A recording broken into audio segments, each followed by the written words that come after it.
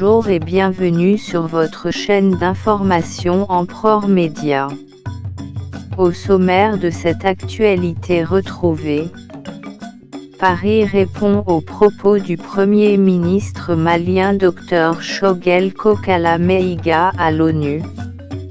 L'imam Dicko propose une concertation sur la prolongation de la transition militaire.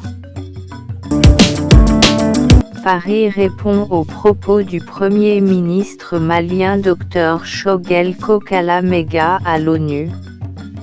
Il n'y a pas de désengagement français, a tenu à préciser la ministre des Armées, Florence Parly, lors d'une conférence devant des étudiants de Sciences Po Paris.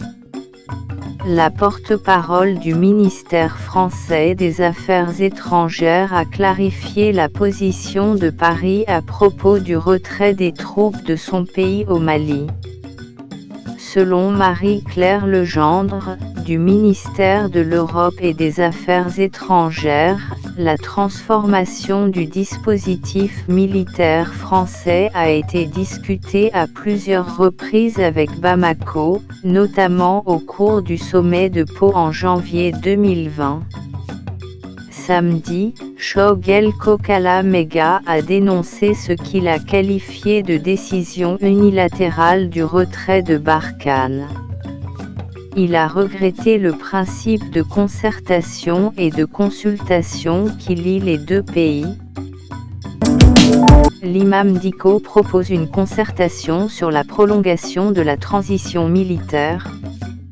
Dans une interview publiée, l'influent imam Mahmoud Dicko s'est prononcé sur l'idée de prolonger la transition militaire au pouvoir.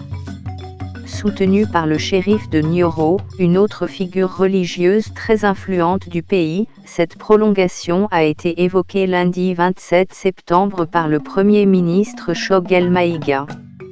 La question de la prolongation ou non de la transition militaire au Mali continue de faire débat. Même si l'idée portée par Mohamed Maoula Bouhi Haïdara, le shérif de Nioro, l'une des grandes figures religieuses du pays, semble acquise au sein de l'exécutif malien, l'imam Mahmoud Dicko pense qu'il faut laisser ce choix au peuple.